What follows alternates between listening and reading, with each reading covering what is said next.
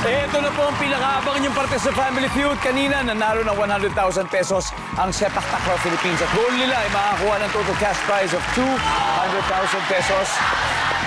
At panalo din ng 20,000 ang chosen charity. Eman, ano bang napili ninyo? Yung Pilipinas Sepak Takraw po. Pilipinas Sepak Takraw Association. Ayan. So si Christina ay nasa waiting area. Coach Eman, give me 20 seconds on the clock. It's time for Fast Man. Here we go. Kung hindi na uso ang piggy bank, shape ng anong hayop ang gusto mong gawing alkansya? Aso. Ang dream house mo ay merong blank. Bintana. Fill in the blank. Semi-blank. Semi-blank. Semikalbo. Semikalbo. Una mong naisip kapag sinabing China. Great Wall of China. On a scale of 1 to 10, gaano kasarap ang lunch mo kanina? 8. Let's go, Eman! So, kung di na uso piggy bank, gagawin mong alkansya ang aso. Shape ng aso. Nandyan ba yan, survey? Pwede! Ang dream house mo ay merong bintana. Nandyan ba ang bintana? Wala. Fill in the blank. Semi-kalbo. Top Survey? answer. Pwede. Una mong naisip pag sinabing China. Survey? Uy, wala. Scale of 1 to 10, gano'ng kasarap ang lunch mo? 8. Survey? Good start, man. Good start, man. 71, let's welcome back Christine. Hi, Christine. Christine.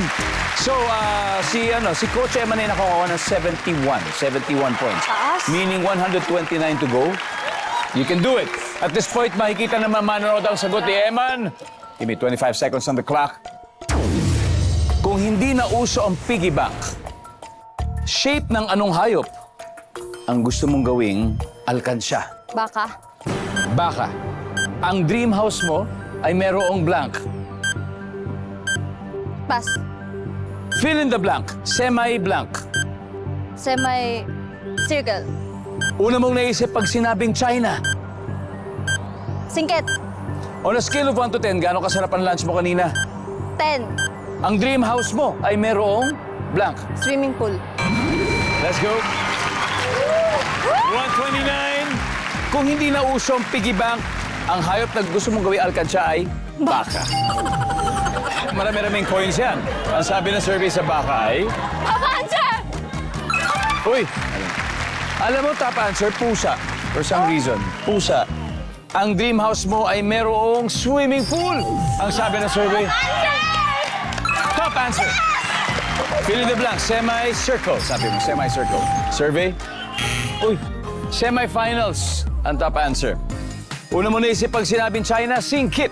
Ang sabi ng survey, uy, ito sinurvey lang ito fake items. Yes, sir, again, survey lang ito. Okay. Scale of 1 to 10, gaano kasarap ang lunch mo? Sabi mo 10. Ang sabi ng survey? Yeah. Ang top answer ay 8. But okay lang yan, nanalo pa rin kayo ng 100,000 pesos. Congratulations, Sepak Takraw Philippines!